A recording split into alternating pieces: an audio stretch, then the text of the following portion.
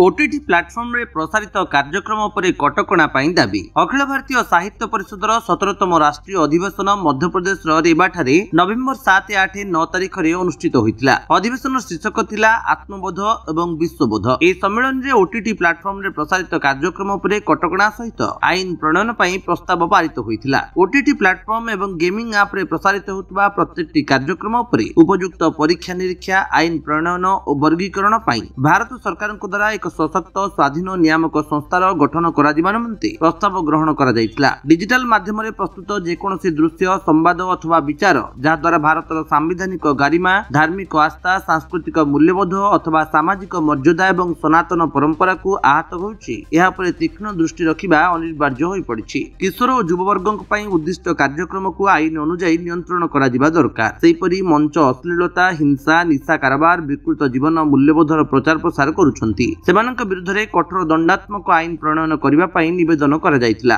भारतीय भाषा और संस्कृतिर समृद्धि पई भारतीय जीवन मूल्यबोध उपरे आधारित वैप्लविक मनोरंजन को प्रोत्साहित करा जाय बोली मत उपस्थापन करा जायतिला। एही तथ्य को नै प्रत्येक जिल्ला रे सांबादिक सम्मेलन रे आयोजन करिबा को अनुरोध करा जायतिला। सेही परिप्रेक्षी रे अखिल भारतीय साहित्य परिषद ओडिशा अंतर्गत गजपति शाखा महेंद्र तनया साहित्य संसद तरफरु स्थानीय सरस्वती शिशु विद्या मंदिर परिसर रे एक सांबादिक सम्मेलन आयोजन करा जायतिला। राज्य कार्यकारिणी सदस्य डॉक्टर कल्याणी मिश्र संयोजन रे आयोजित गजपति जिलार सांबादिक सम्मेलन रे ओटीटी सामग्री उपरे कटकणा निमंते आईन प्रणयन करिबा पई उभय राज्य और केंद्र सरकार निकट रे दाबी उपस्थापन करिबा निमंते प्रस्ताव पारित करा जायतिला। एही सांबादिक सम्मेलन रे मध्यप्रदेश रेवाठारे अनुष्ठित अखिल भारतीय साहित्य परिषदर 17तम सम्मेलन रे जोग दैथिबा श्री राजेंद्र कुमार रथ और श्रीमती स्निग्धा मिश्र समेत जिला संपादक श्री सरोज कुमार पंडा श्रीमती स्वर्णप्रभा पाठी श्री मनोज कुमार पंडा श्रीमती बबिता पुरोहित श्री अरक्षित जेना श्रीमती प्रेमांजलि पंडा श्रीमती संगीता पात्र समेत समस्त सभ्य सभ्य माने जोग दैथिले। आमर वर्तमान भारतीय भाषा और संस्कृति उपरे गोटे सांस्कृतिक आक्रमण चली ओटीटी विज्ञप्ति माध्यम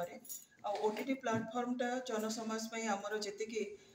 उपकार आसूची अपकार भी आसूची कारण आम जाचु जे डिजिटालाइजेशन बा विज्ञान जी उपकार करे से अपकार भी करे आमर आम ओटीटी प्लाटफर्म टाको व्यवहार करने द्वारा साधारणतः आम आमर मूल संस्कृति ठारू आमर जो सांस्कृतिक मूल्यबोध रोचे ताठारू आम समस्ते दूरे जाऊँ आम युव समाज को उन्नति करने आम हुए तो दौचु डिजिटल गैजेट दौचु व्यवहार करने किंतु आम आमर अजाणत आम युव गोष्ठी तंटी चिपी हत्या करुचु कहले अत्युक्ति हम ना। या द्वारा कौन हो जो आम अतीत आम जानूँ आमर पिला बेले आमर जो जेजेमा जेजेबापा बापा माँ अमल आम आमर सांस्कृतिक कार्यक्रम आम नाच गीत अपेरा है लोक संस्कृति लोक नाटक है ताकू जिते बड़े आम उपभोग करूँ सामूहिक भाव में करूँ समस्त मनोरंजन टाक गोटे माध्यम भाव में आम समूह भाव में उपभोग करूँ आजिकल से मनोरंजन ना निशा युक्त निशा आसक्त विभिन्न प्रकार अश्लीलतार सुजोग दि जाऊँगी एवं एटा को आम समस्त विरोध करुचु। अखिल भारतीय साहित्य परिषद संकल्प करिछि जे ओटीटी प्लाटफर्म टाको निषिद्ध करा जाऊ बा ताको सेंसरशिप करा जाऊ आउ सेटा केवल जोटा कि एडल्ट जो माने अछंती तांको पई ही एटा रहू एवं युवगोष्ठी एवं जो माने किशोर अवस्था रे अछंती तांको पई एटा न रहू आउ जेतिके हमर पाठ्यक्रम हैला बा स्कूल पिला मानक पई हैला बा क्लास करवा ना पिला मानक पाखरे जो विषय बा जेकोसी प्रसंग उपस्थापन करबा पे ओटीटी प्लाटफॉर्म को व्यवहार न करा जाओ आ एटा मध्ये आमे आजिर जे हमर गणप्रतिनिधि अछंती तांको जरिया रे आमे सरकार को पाखरे उपस्थापन करूछु जे ओटीटी प्लाटफॉर्म को व्याजप्त करा जाओ एवं जदि भी यार व्यवहार रही ताहले ताको सेंसरशिप करा जाओ। धन्यवाद। मु राजेंद्र कुमार रथ अखिल भारतीय साहित्य परिषद मध्यप्रदेश जो 3 दिनिया सम्मेलन होता से आमर ओटीटी प्लाटफर्म उपर कटकणा लगाई सरकार निकट में दाबी जनायापाई एटा सारा भारत वर्षर विभिन्न राज्य एवं विभिन्न जिले में